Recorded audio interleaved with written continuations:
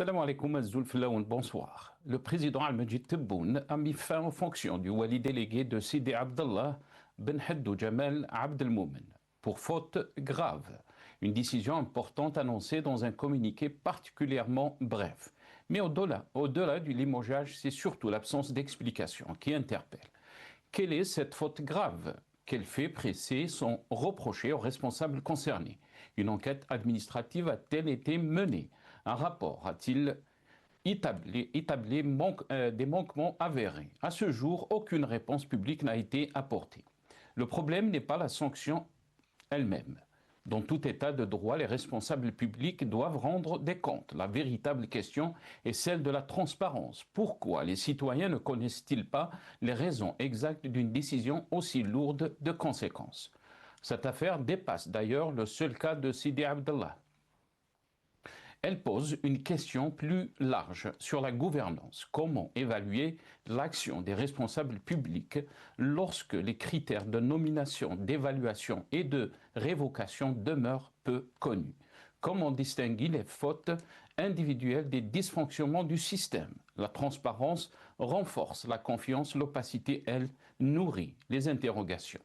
Alors assiste-t-on à la sanction d'une faute individuelle clairement établie ou aux symptômes d'un problème plus profond, dont le fonctionnement de nos institutions? Nous en débattrons avec nos invités juste après cette petite intro.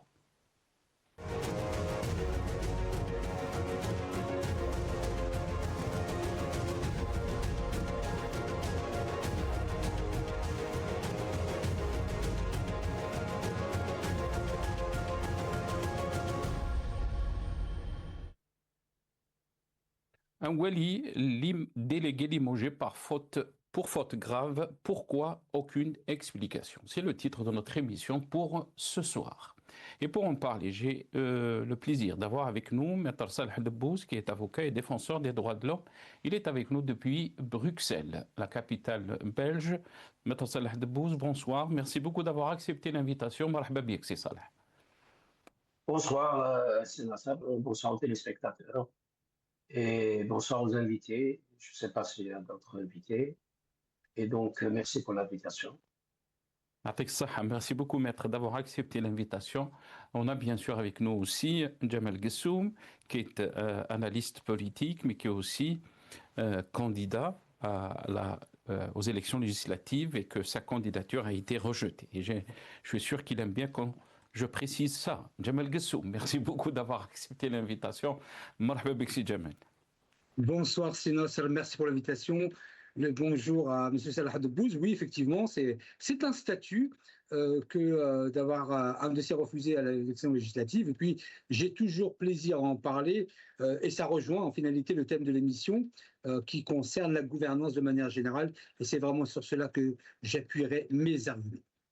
Très bien, merci beaucoup Jamal Gessoum d'avoir accepté l'invitation.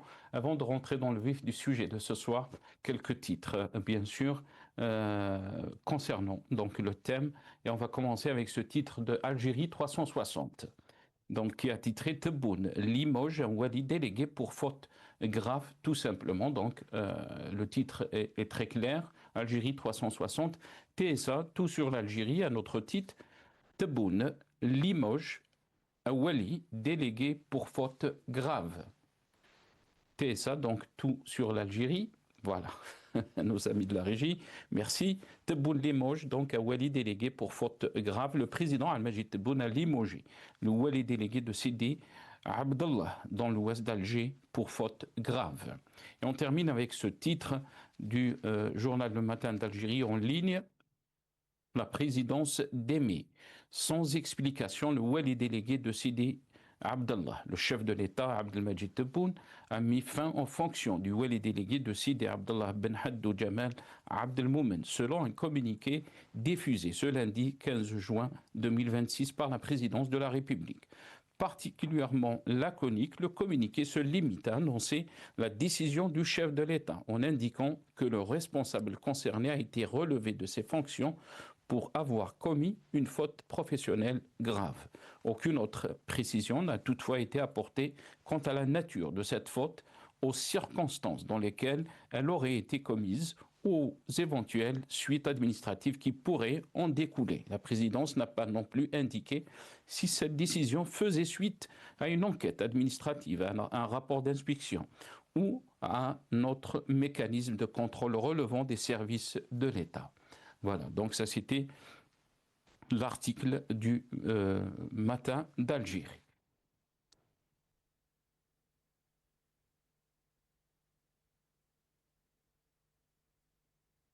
Voilà, on va juste vous passer ce clip avant de donner la parole à nos invités. Donc cette annonce qui a été faite dans l'ENTV, pardon, concernant le limogeage du Wali délégué. Avec cette décision prise aujourd'hui par le président de la République, Abdelmajid Tebboune a mis fin aux fonctions du wali délégué de Sidi Abdallah Ben Haddou Jamal Abdelmoumen pour faute professionnelle grave. Avec cette décision. Voilà, donc l'annonce a été faite par la télévision algérienne, le NTV. Voilà, je vais commencer avec vous, Maître Salah Debbouze. Bien sûr, c'est des limogeages qu'on peut comprendre quand il s'agit des décisions transparentes dans n'importe quel État ou n'importe quelle institution. Mais la question qui est soulevée par rapport à ce limogeage, quand on parle bien sûr de fautes graves, sans donner suite donc à ce limogeage. Et c'est quoi cette faute grave? Comment peut-on lire, d'après vous, donc ce limogeage du délégué, du wali délégué de Sidi Abdallah? C'est un système opaque, il n'y a pas de transparence. On peut imaginer n'importe quoi. Et donc, même les termes n'ont pas forcément les mêmes sens que l'on peut entendre. Faute professionnelle grave, ça peut être quelque chose de personnel aussi. Par exemple, refus de rendre un service à quelqu'un qui pourrait être proche d'un haut responsable, par exemple. Donc, ça peut être n'importe quoi. Ça peut être une faute effectivement professionnelle grave, mais ça prête à confusion et ça ouvre les portes aux spéculations et à la rumeur. Et donc, ça va d'abord porter atteinte à la personne de ce wali délégué, puisque n'importe quoi va être dit sur sa personne, et Dieu sait quelle sera la part de la vérité et de la rumeur et de l'invention et de l'imaginaire dans l'histoire qui va suivre pour expliquer ce limogeage. Et ça porte atteinte surtout à l'image de l'État, qui reste une image ternie, qui reste une image opaque, qui reste une image floue. Et donc, voilà, c'est quelques dirigeants qui tiennent les rênes du pouvoir. C'est eux seuls qui décident sans rendre compte, sans permettre peut-être à la personne, je ne sais pas, on ne sait même pas si ce wali a eu le droit à se défendre et à s'expliquer devant c'est un haut fonctionnaire. On ne peut pas limoger quelqu'un pour faute grave sans qu'il soit soumis à une procédure disciplinaire au minimum qui va lui permettre de se défendre quand même. Donc nous, on ne sait pas, on peut pas savoir et on peut imaginer n'importe quoi et on peut tout imaginer et ça reste comme ça, blackout total et donc la confusion, encore une fois, j'imagine que ça va alimenter beaucoup de rumeurs et il y aura beaucoup de spéculations et il y aura beaucoup de choses et encore une fois, c'est l'image de l'État qui est déjà très mal perçu, surtout par rapport aux partenaires étrangers, qui va encore prendre un coup de plus, malheureusement. Très bien, restez avec nous, Maître Salah Debbouze. Jamal Kssoum, qu'est-ce que vous en pensez? Pourquoi les autorités, d'après vous, ne communiquent-elles pas davantage sur les motifs précis de cette décision? Donc, limogeage, nous dit-on, pour faute grave. On ne sait pas qu'est-ce que c'est que cette faute grave. On a entendu donc l'explication de Maître Salah Debbouze, mais pourquoi cette opacité? Pourquoi donc il n'y a pas de transparence par rapport au limogeage. On n'est pas la première, on va dire, à la première fois que cette question a été soulevée. Jamal Ghessoum. Alors, permettez-moi tout d'abord de vous dire que je ne commenterai pas ce qui n'est pas une actualité. Je ne suis pas du genre à ce qu'on me balance un petit bout de viande avec un petit peu de sang pour me jeter dessus et ne pas voir le thème principal et qui importe, et en l'occurrence la question de la gouvernance. C'est de cela dont il s'agit, donc je ne commente pas une fausse actualité. Cette information a été donnée. En gros, ça veut dire aux commentateurs, aux médias ou autres, tenez et mangez. Moi, je ne mange pas tout par là.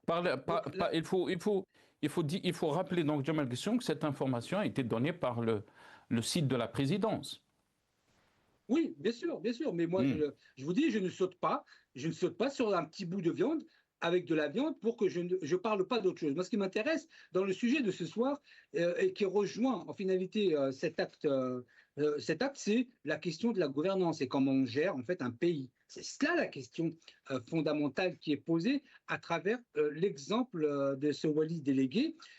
Par exemple, il y a des choses bien plus importantes et bien plus graves, et le président de la République devrait en tout cas se pencher sur des choses, je dirais, qui sont de notoriété publique, qui est par exemple le transfert de souveraineté de l'Algérie vers la France en nommant un coordinateur politique français en France, fait par la personne désignée par le président de la République, M. Khalfan. Donc, s'il décide de relever de ses fonctions M. Khalfan, là, ça a du sens politique et diplomatique. Mais le Wali délégué, il est peut-être victime ou pas, et ça ne m'intéresse pas.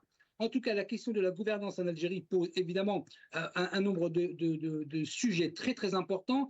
D'abord, se pose la question du choix des dirigeants des institutions. Comment sont opérés les choix? Je crois que sinon, dans vos propos liminaires, vous avez très rapidement, mais vous l'avez fait, aborder ce prisme-là qui me semble très, très important parce que avant d'arriver à régler des problèmes institutionnels graves en Algérie, il faudrait peut-être se pencher sur la manière dont sont nommés les secrétaires généraux, je veux dire, les walis, etc. Comment est-ce qu'ils se nomment? Quel est le référentiel qui est appliqué à cela? Et y a-t-il un référentiel ensuite pour des actions de coercition? Et ensuite se pose la question que vous posez également, c'est comment on communique. Quelle est la communication politique qui peut être faite à partir de cela? Tout est problématique en Algérie. Il y a une obscurité latente sur comment on nomme les gens. Ensuite, comment on les suit et comment on les accompagne aussi. Vous savez qu'il n'est pas, quand on nomme un directeur d'une institution, il n'y a pas que la sanction, il y a aussi l'accompagnement. C'est pour ça que beaucoup de walis, par exemple, ne veulent plus rien faire parce qu'ils ont peur de faire des choses et que ça leur retourne dessus. Donc, c'est tout un pan. Nomination, comment on les nomme. Ensuite, comment on accompagne ces fonctionnaires d'État. Ensuite, comment on les sanctionne. Et ensuite, comment on communique publiquement. Parce que moi, j'aurais préféré que la présidence ne communique pas du tout. Parce que où on communique tout, ou on ne communique rien. Ce n'est pas juste on vous donne 20% et on vous laisse imaginer 80%. C'est pour ça que je ne veux pas parler de ce sujet. Très bien, restez avec nous. Vous avez soulevé des questions qui sont pertinentes, Jamal Ghessoum, mais je pense que peut-être Maître Salah Debbouze pourra aussi nous éclairer par rapport à ces questions. C'est d'abord, vous avez parlé, Maître Salah Debbouze, est-ce que ce responsable, ce wali délégué, a la possibilité de se défendre publiquement ou devant une instance compétente, puisqu'on parle de fautes graves, bien sûr, mais aussi la question qui a été relevée ou soulevée par Jamal Ghessoum, c'est que la question des nominations en Algérie, Maître Salah Debbouze, on parle des walis, on parle des walis délégués qui représentent un peu cet appareil de l'État ou du pouvoir sur le territoire algérien. Et là se pose une vraie question, comment ces walis et ces walis délégués sont nommés? Avant de vous donner la parole, on va d'abord écouter le chef de l'État. Ces déclarations ont été faites en 2022. Protéger les walis, il disait. On l'écoute. لأن باش إن شاء الله من خلال اللقاء نتاعكم هذا تتوضح الرؤية كذلك بالنسبة لدور السيد الوالي في التنمية المحلية وفي التنمية الوطنية باش تشوف ودور قانوني باش نحميهم. Voilà. La parole est à vous, Maître Salah Debbouze. Écoutez, quand Boone parle, souvent, il dit des choses qui sont insensées et que je dis toujours, les mots utilisés par les responsables algériens n'ont pas forcément le même sens, j'allais dire universel, que tout le monde connaît. Bon, on ne va pas aller jusqu'à prendre un dictionnaire pour redéfinir les mots, mais نحمي الوالي de quoi et de qui? Le Wali, il est à la merci des services de son hiérarchie, pas plus. Personne ne peut toucher à Wali si ce n'est pas les responsables sécuritaires ou politiques qui ont un grade supérieur à son grade. Et c'est l'opacité totale. Moi, je ne suis pas d'accord avec monsieur Rapois quand il dit soit ils nous disent tout, soit ils nous disent rien. Non, ils sont obligés de tout nous dire. Ce n'est pas une question de choix. Ils sont au service, c'est un service public, ça nous regarde tous, on doit tout savoir, sauf bien sûr certaines questions qui relèvent de la sécurité de l'État.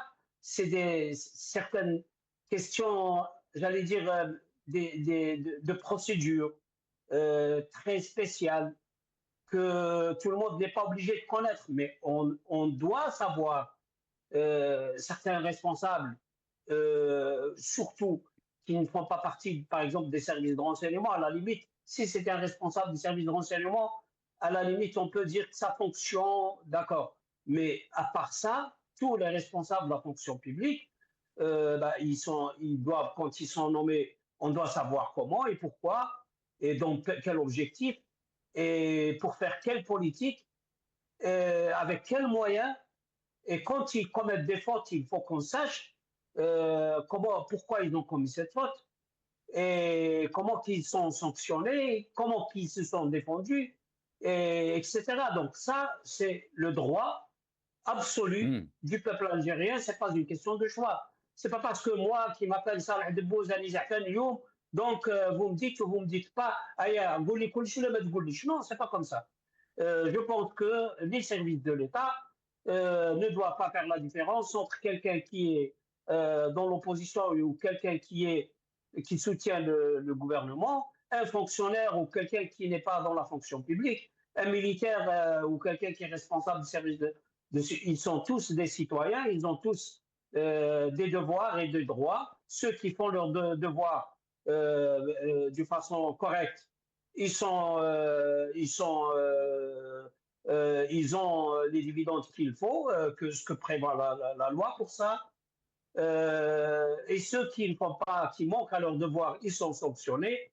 Et le peuple qui lui, est les propriétaires de la souveraineté et la source de la légitimité, il doit être tenu au courant et de la façon la plus transparente possible. Et quand ça n'est pas fait, ceux qui font barrage à ça, ils doivent être sanctionnés par les moyens qu'il faut et de façon transparente. Le système politique algérien actuellement, c'est un système opaque. Il ne permet pas ça. Il sanctionne même ceux qui revendiquent. Il sanctionnait avant ceux qui critiquaient. Maintenant, même ceux qui peuvent revendiquer un droit, ils sont sanctionnés. Ils peuvent être mis en prison. Et ceux qui n'appuient pas le pouvoir, ils sont traités comme des ennemis, des traîtres, parce qu'ils critiquent, parce qu'ils ne sont pas d'accord, parce qu'ils passent leur temps à critiquer le régime politique. Pourquoi ils passent leur temps à critiquer le régime politique? Parce que le régime politique passe son temps à faire des bêtises. Donc ça, c'est très simple, c'est très direct. Ce que j'essaie de faire, d'adopter une logique simple et des mots simples et directs pour sans rancune, c'est sans aucune rancune. C'est juste pour dire que il faut que le régime politique change, et il faut qu'il change profondément et radicalement pour aller vers un régime politique qui commet moins de bêtises. Il n'y a pas de régime, on sait tous qu'il n'y a pas de régime idéal. Tous les régimes politiques ont des faiblesses mais il y a des régimes où il y a moins de faiblesse que d'autres. Mais le régime actuel, le régime algérien, c'est un régime fermé, opaque, totalitaire, et donc il faut absolument qu'il change et qu'il adopte des normes de plus en plus transparentes et de plus en plus ouvertes vers le peuple et vers tous les citoyens, et qu'il considère les citoyens, qu'ils soient dans l'opposition ou ceux qui appuient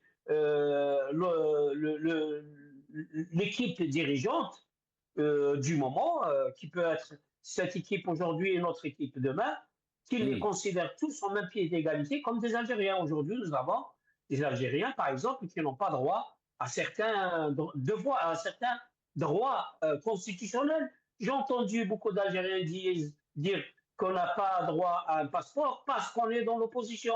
Les exemples ne manquent pas. Ça, c'est scandaleux. Et on doit dénoncer ce type de comportement au même titre que le limogeage de ce Wali délégué qui est fait comme ça. Voilà, Wali délégué, il n'y a aucun respect pour le peuple dans ce petit communiqué. Le Wali délégué est limogé pour une faute grave, point. Et ça, c'est scandaleux, moi, je trouve. Très bien, reste avec nous, Maître Saleh Debbouze. Jamal Ghessoum, Maître Saleh Debbouze a parlé aussi de la gouvernance, mais dans cette gouvernance, il a parlé, il a soulevé la question des droits de l'homme, la question des libertés.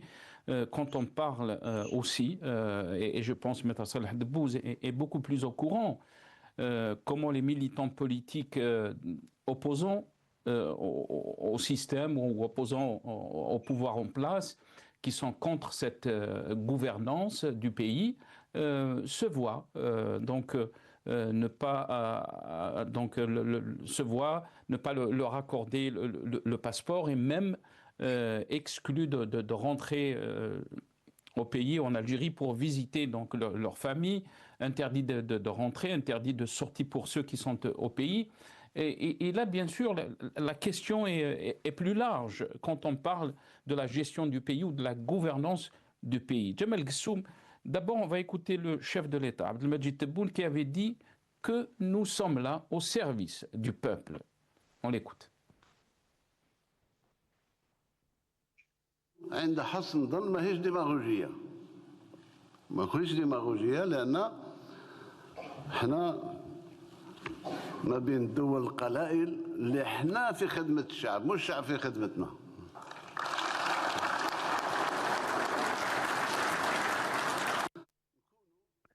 Voilà, Jamal Ghessoum, sans démagogie, nous sommes les rares pays à dire que nous sommes au service du peuple, pas le peuple qui est au service donc du pouvoir. Et bien sûr, l'Algérien, il est perplexe, il se dit qu'il y a une réalité qui ne correspond pas à ce genre de déclaration. Et la question qu'on se pose, bien sûr, jusqu'où cette gouvernance peut mener le pays. Bien sûr, mais aussi cette gouvernance aussi fait beaucoup de mal à des Algériens, comme ça a été rappelé par le maître Saleh Debbouze. Il y a des milliers d'Algériens qui ne peuvent pas rentrer en Algérie juste parce qu'ils ont posté sur Facebook, on va dire, des choses qui peut-être dénoncent cette politique. Vous êtes en train de dénoncer aujourd'hui Jamal Ghessoum. Qu'est-ce que vous en pensez ? Je suis vraiment très ravi qu'il veuille tellement débattre avec moi qu'il trouve le moyen de ne pas être d'accord sur un point sur lequel nous sommes d'accord, et en l'occurrence la question de savoir si on doit tout savoir, on n'aurait rien à savoir. Moi je suis pour tout savoir, donc sur ce point nous sommes d'accord. Ensuite, oui, parce que vous tirez un peu la tête, mais vous dites je ne suis pas d'accord avec M. Ghessoum qui dit que on doit tout savoir ou ne rien savoir. Si le fait d'avoir 10% d'informations et qui vous laisse cogiter, ça vous va ravir, moi ça ne me va pas. Donc je préfère ou tout savoir, là je suis d'accord avec vous, ou ne rien savoir et ne pas cogiter. Sur la question de la gouvernance, de manière très générale et de manière établie, rien ne va en Algérie. À tout point de vue, il n'y a pas un domaine, de manière objective et pragmatique, où il y a transparence sur le domaine public, sur l'action publique, sur comment on accompagne des responsables, pas politiques, mais des responsables publics dans leurs différentes actions. La vidéo que vous avez montrée tout à l'heure, c'est concernant les Wali, la vidéo qui date de 2022. Et c'est cela à laquelle je faisais référence quand je disais que les Wali ont tellement peur de mettre en place des actions qu'il y en a beaucoup qui ne prennent pas le risque et qui ne font rien.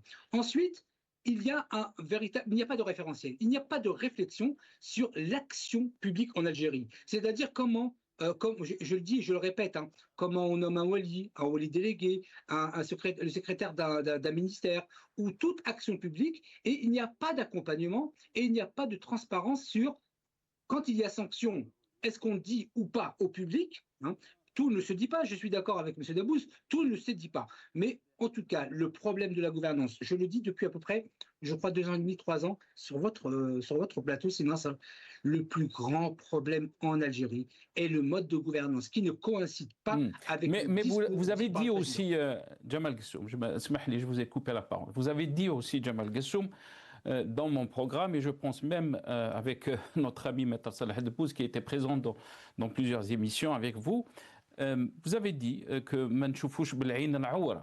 tout n'est pas noir en Algérie. Oui. Mais vous êtes en train de dire tout est problématique en Algérie. Non, la gouvernance est problématique. Mais ce qui découle de la gouvernance, tout n'est pas négatif. Il y a des choses qui sont positives en Algérie. Il n'existe pas, oui, je me souviens très bien de cette expression aussi. C'est-à-dire qu'il n'existe pas un pays au monde où tout est négatif. Je veux dire qu'il ne faut pas être binaire, il ne faut pas être du côté complètement sombre et lugubre, et il ne faut pas être du côté angélique complètement. Il y a des choses qui se font en Algérie qui sont bien, et il faut les dire. Et il y a des choses qui ne vont pas, et il faut les dire. Quand je dis que toute la gouvernance est véritablement catastrophique, c'est une réalité. Ensuite, sur le terrain, il y a des gens de bonne volonté. Ça peut être un ministre, ça peut être un secrétaire général d'un ministère, ça peut être un wali, ça peut être toute une pléiade d'agents publics, d'agents de l'État qui font des choses bien, et ça se ressent. Donc, on ne peut pas, moi ce que je reproche à beaucoup de vos intervenants, je ne vise pas M. Debbouze, mais à beaucoup de vos intervenants, c'est de voir uniquement le côté négatif. Il y en a, il faut en parler. Et je n'ai pas de tabou à parler de cela, et vous me connaissez depuis pratiquement... Mais Jamal Gessoum, en vous entendant, bien sûr, on se dit que vous n'êtes pas très très loin de ce que vous êtes en train de critiquer. En termes de... Donc, quand vous parlez de la gouvernance, bien sûr, on se pose la question comment ce pays est gouverné. Mais on va écouter d'abord le chef de l'État, Majid Tebboune, puisque vous avez soulevé cette question, et c'est ce discours qui a été fait en 2022 devant les Walis. Il leur a dit il ne faut pas avoir peur car pas d'injustice en Algérie. C'est ce qu'il a dit. On l'écoute. الانسان يقول لك انايا نخاف وكان نمضي ويدوني الحراش واش انا دوله تاع ظلم ولا كيف؟ اذا كان 100 واحد في 45 مليون مشاو لكسموا يعني العداله شافت باللي لازم يخلصوا وخلاص. كان فيه كلام نتاع بعض المسؤولين قال انا ما نسنيش لان ما نعرف ورسائل مجهوله وكذا وكذا. الرسائل المجهوله قضينا عليها، قضينا نهائيا على الرسائل المجهوله، وقلتها ونزيد نكررها، الرساله المجهوله تمشي للبرواير.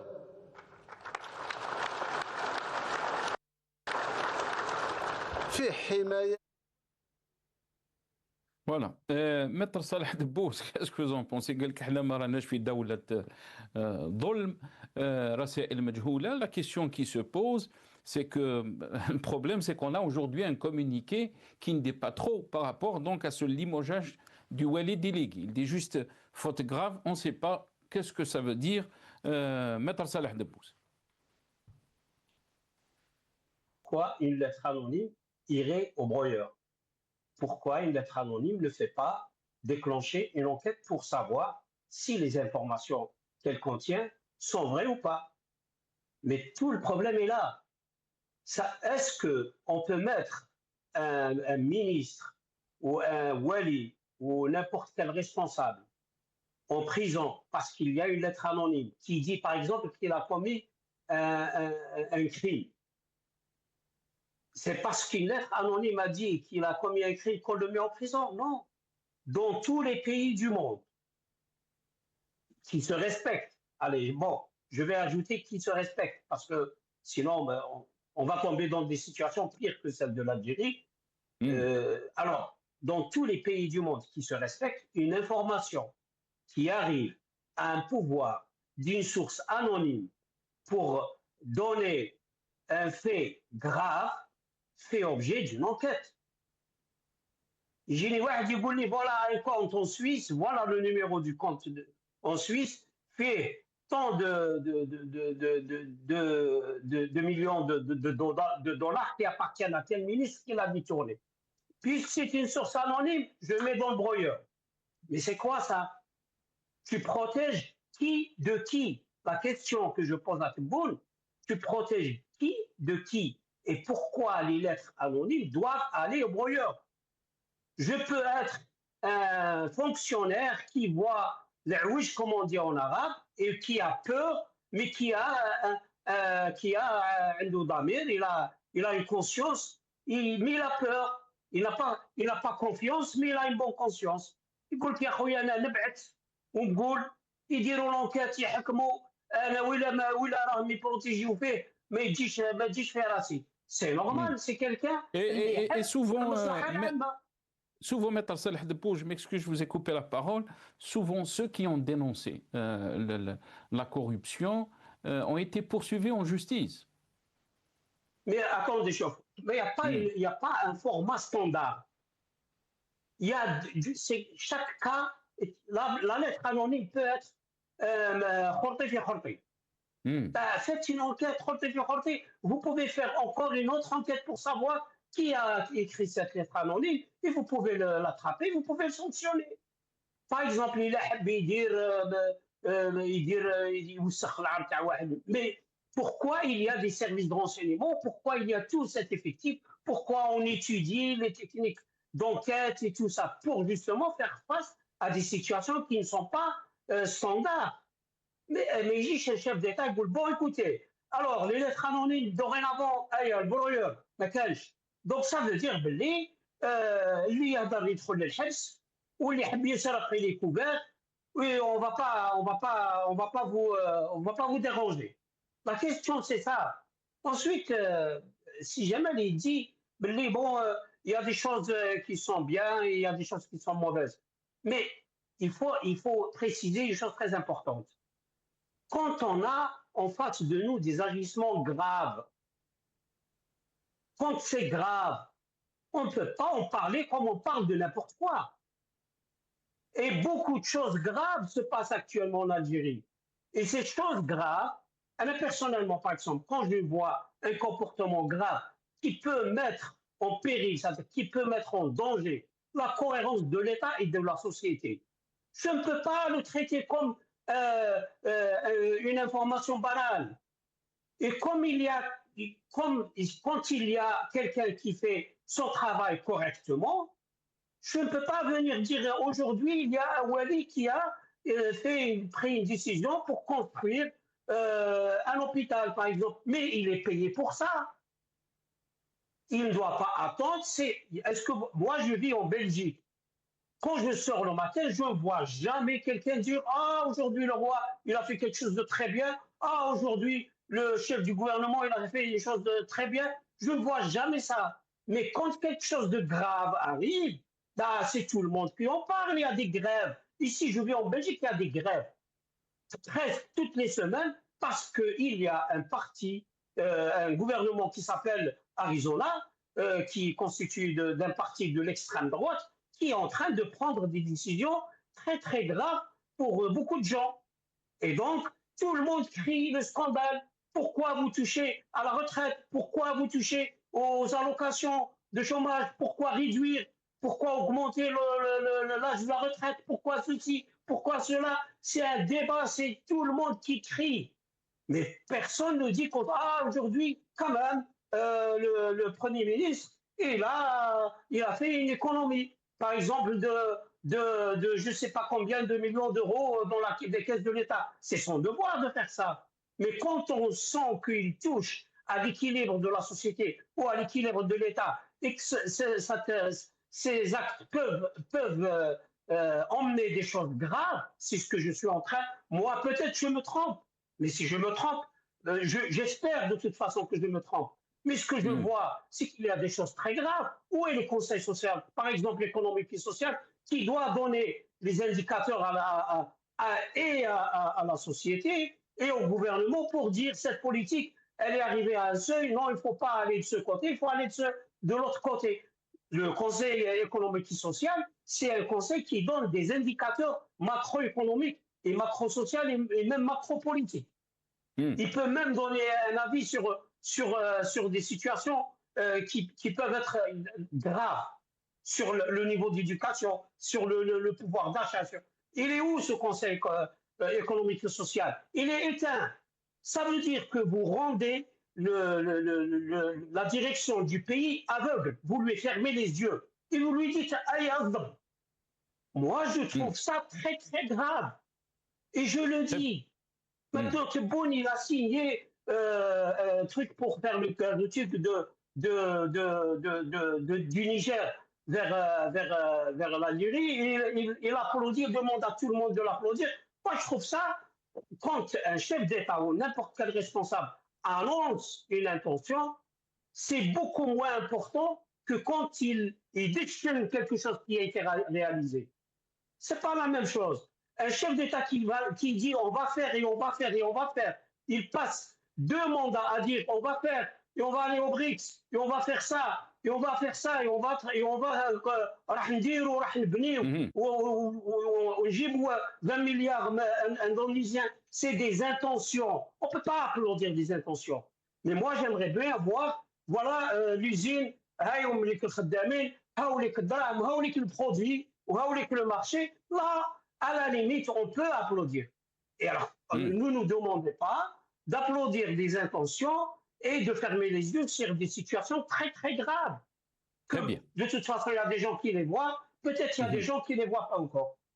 Très bien, restez avec nous, Maître Salah Debboune, puisque vous avez parlé des intentions. Il y a une déclaration qui est toujours dans le discours de 2022 de Tebboune qui parle des intentions.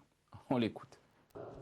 بالأخص بالنسبة للسادة القضاة محترمين على أساس حتى نشوف كيفاش نعاود نراجع النصوص نتاعنا. قلنا باللي المسؤول اللي ياخذ قرار في نيته قرار صائب ظهر باللي قرار ربما أدى بالضرر للدولة. نشوف أخي ما استفادش منه ولاده، ما استفادتش منه العائلة نتاعو، ما استفادتش منه المقربين، إذا ماهيش رشوة. غلطة إدارية تتصلح إداريا. Voilà. Jamal Ghassoum, bien sûr, vous avez soulevé غلطة إدارية. Vous pouvez après commenter si vous voulez, donc, Maître Salah Debboune. Mais Jamal Ghassoum, vous avez soulevé donc la question de la gouvernance. Et cette gouvernance, bien sûr, ne concerne pas seulement les limogeages et les nominations, bien sûr, des walis délégués, mais aussi dans la gestion du pays, la gestion donc des affaires du pays, et à tous les niveaux, Et là, il y a un vrai problème parce que l'Algérie n'a jamais été dans cette situation en termes de liberté, en termes des droits de l'homme, en termes d'ouverture du champ politique. La preuve, vous avez pu vous présenter en 2021, il n'y a pas eu de problème, et récemment, donc, votre candidature a été rejetée. Pour vous, c'est une injustice. Vous avez subi une injustice, puisqu'on reproche que vous avez des liens suspect, entre guillemets, on ne sait pas pourquoi, et vous-même, vous n'avez pas compris le motif de ce rejet.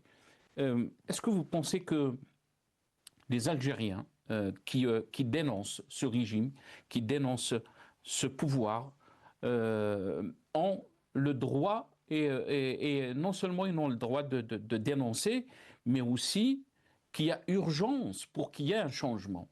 Jamal Ghassoum.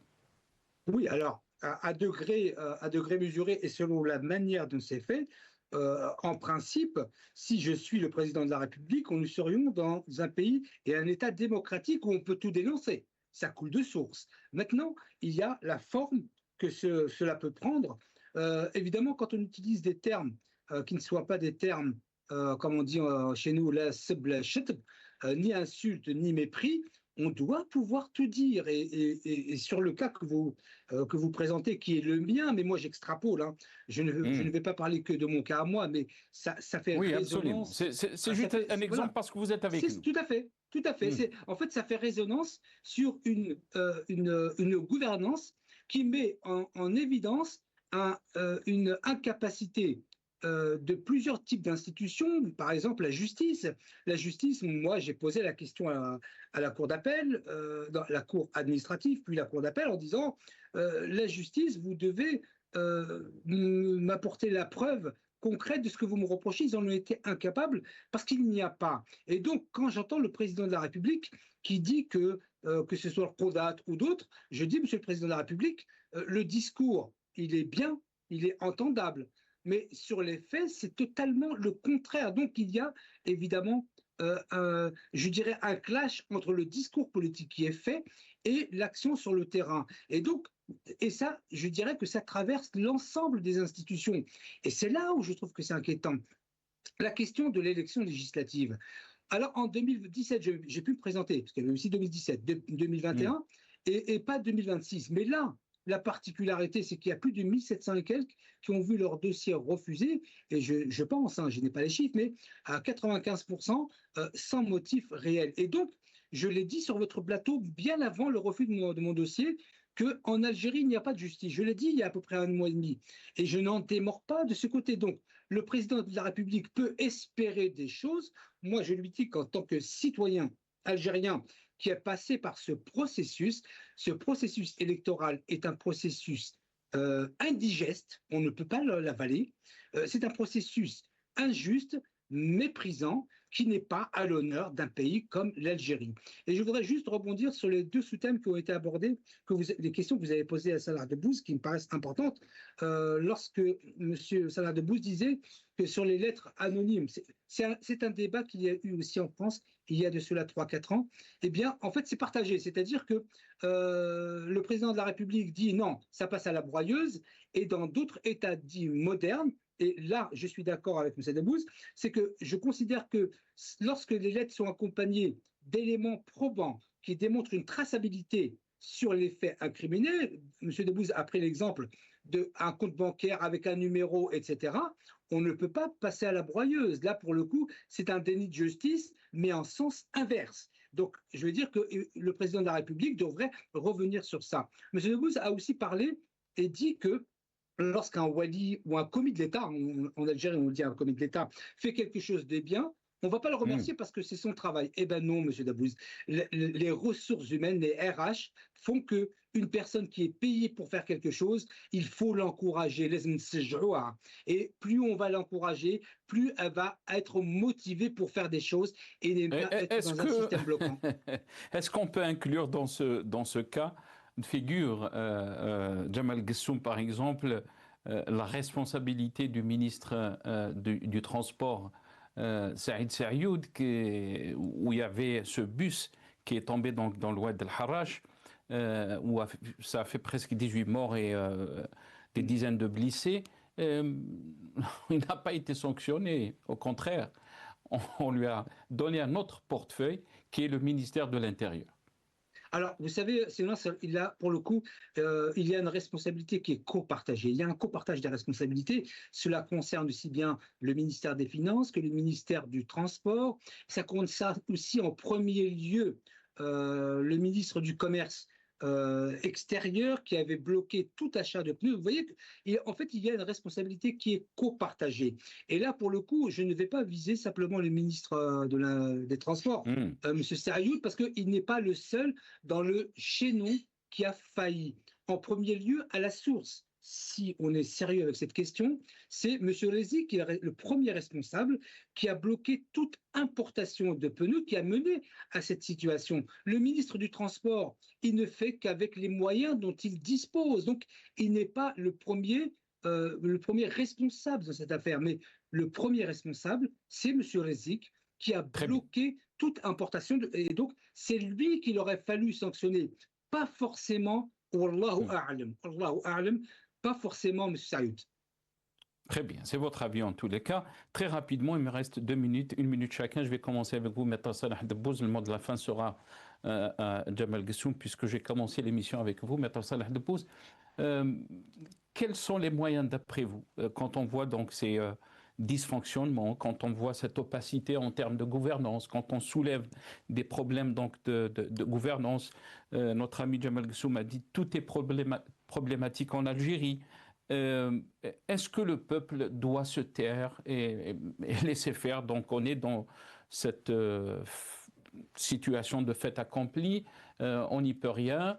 Quels sont les moyens que le peuple algérien a pour essayer donc de, on va dire, de créer ce rapport de force pour faire avancer les choses, pour qu'il y ait un changement positif en Algérie? Très rapidement, Jamal Gessoum, après, la même question pour notre ami Jamal Gessoum. Maître Salah Debbouz, Jamal Gessoum, pardon.